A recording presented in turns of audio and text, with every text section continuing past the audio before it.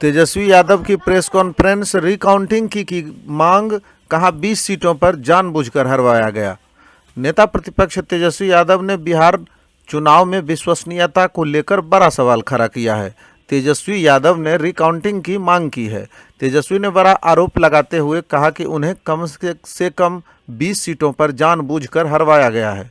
पटना में महागठबंधन की press conference में तेजस्वी यादव काफ़ी आक्रोश में दिखे।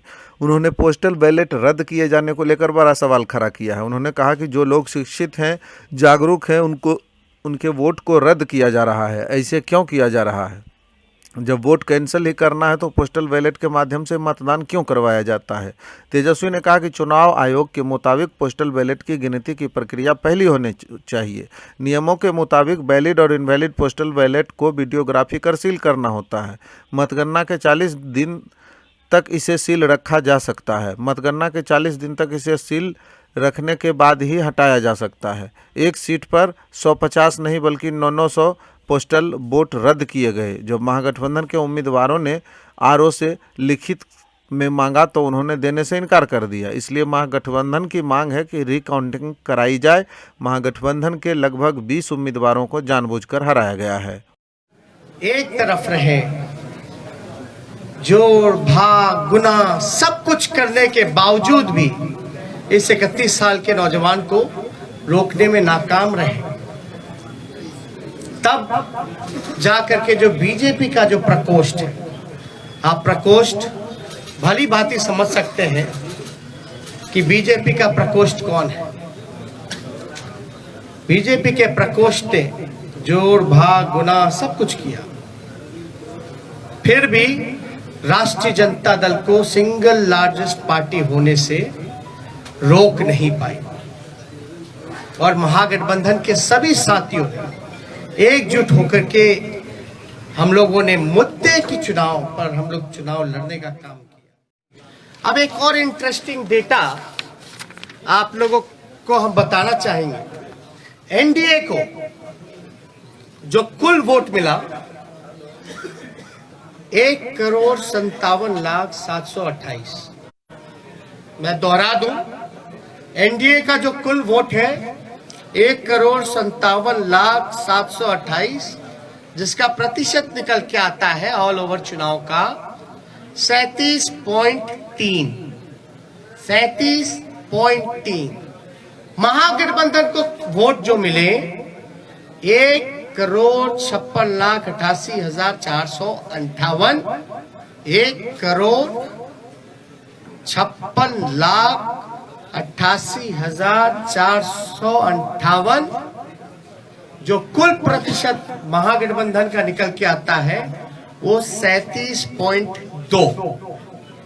हमें मिले 37.2 और एनडीए को मिले 37.3, यानी 1 पॉइंट का अंतर है। 0.1 का अंतर है, जो कि अगर वोट में अगर कन्वर्ट करें तो ये 12,270 वोट का अंतर, यानी एनडीए और महागठबंधन का कुल वोटों का अंतर 12,270 का है। अब 12,000 में वो उनको 15 सीट लीडिंग पे है, आगे है।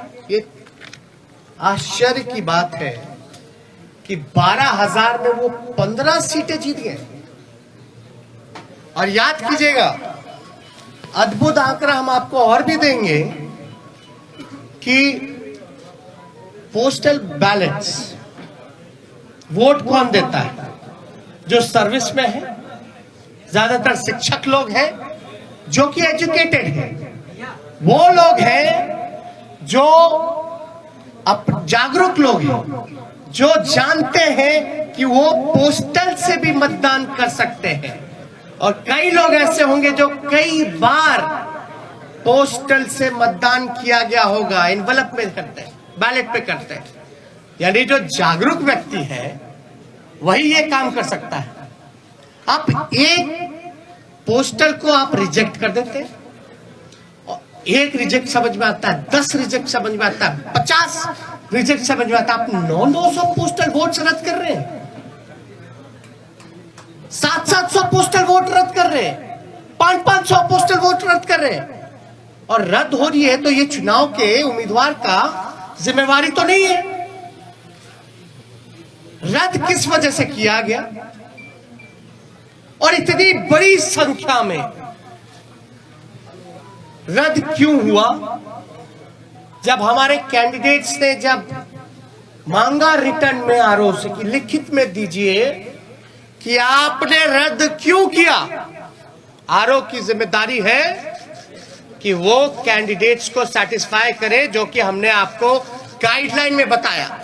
और किससे पूछ करके इलेक्शन कमीशन ने गिनती जो है लास्ट में पोस्टल का किया और रद्द करने का काम किया? पहले क्यों नहीं काउंटिंग कराई गई? किसके दबाव में?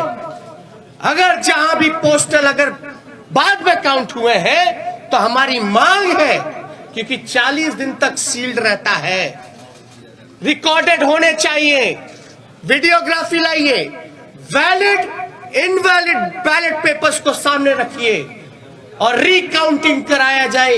ये हमारे महागठबंधन लोगों की मांग है, उस पर रिकाउंटिंग कराया जाए। हमारी जो हार हुई 17 वोट से, 12 वोट से, 50 वोट से, 70 वोट से, 100 वोट से, 150 वोट से लगभग 20 सीटों को हराया गया।